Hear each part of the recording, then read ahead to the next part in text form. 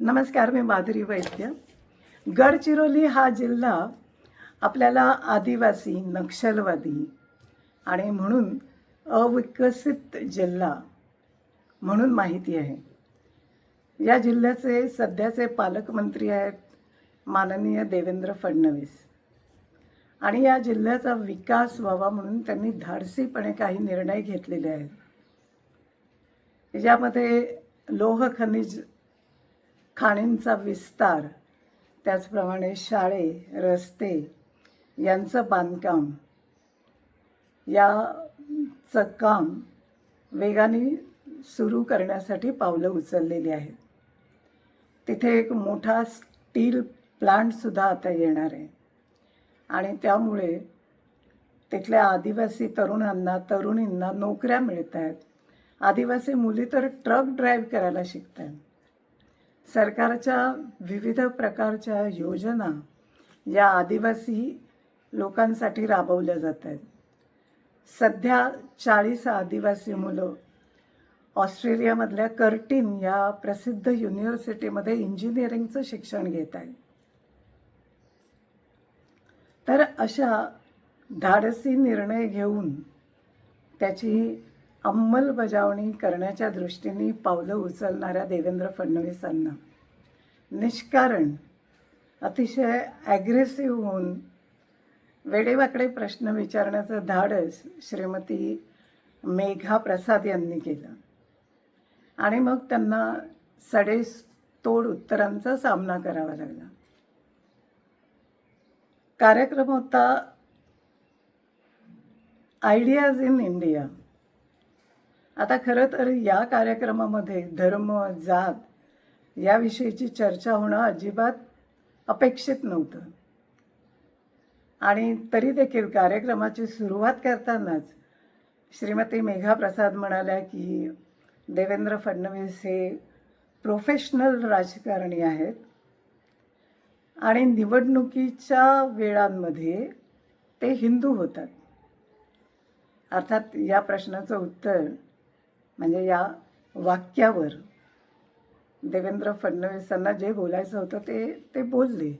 पण तरी देखील बाई थांबल्या नाहीत आणि त्यांनी उत्तर प्रदेशामधल्या ब्राह्मण आणि ठाकूर यांचं समीकरण, त्याचप्रमाणे BJPतल्या लोकांनाच देवेंद्र फडणवीस हे ब्राह्मण आहेत आणि ते CM आहेत हे खटकतंय असं वक्तव्य त्यांनी केलं.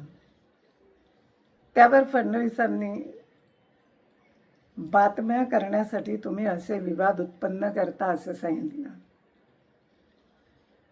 विषय बदलून त्या म्हणाल्या की तुम्ही आता असेंब्ली, स्थानिक स्वराज्य संस्थांच्या निवडणुका सर्व जिंकल्यात, आता शिल्लक काय राहिलं? त्यावर फडणवीस म्हणाले आता आम्ही अमेरिकेतल्या निवडणुकांवर फोकस करतोय आणि सभागृहात टाळ्यांचा कडकडाट झाला. खरं तर आपलं हसू करून घेण्याचं काहीच कारण या बाईंना नव्हतं. पण तुम्हाला आठवतंय ना, गिरीश कुबेर यांनी सुद्धा एका मुलाखतीत अत्यंत खवचटपणे देवेंद्र फडणवीसांना म्हटलं होतं की BJPने आता अमेरिकेत निवडणुका लढवाव्यात. त्यावर फडणवीसांनी सांगितलं की गिरीशजींनी अमेरिकेतल्या वृत्तपत्रांमध्ये लेख लिहावेत आणि त्याचं यश अपयश पाहून आम्ही BJPची शाखा USA सुरू करण्याचा विचार करू. याला म्हणतात आ बैल मुझे मार. असो, त्यानंतर मेघा प्रसाद यांनी त्यांना मुंबईच्या विषयी त्यांचे काय प्लॅन्स आहेत हे विचारलं. ते त्यांनी सविस्तरपणे सांगितलं देखील. पण त्याआधी त्यांनी तुम्ही सत्ता मिळवण्यासाठी वाटेल ते करता का असं अगदी जोरदारपणे विचारलं.